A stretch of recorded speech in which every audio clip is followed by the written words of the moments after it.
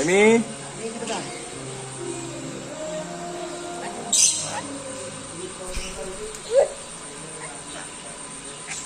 എന്റെ മേത്തേക്ക് എന്റെ കാണിച്ചോട്ടെ എനിക്ക് ഫോട്ടോ.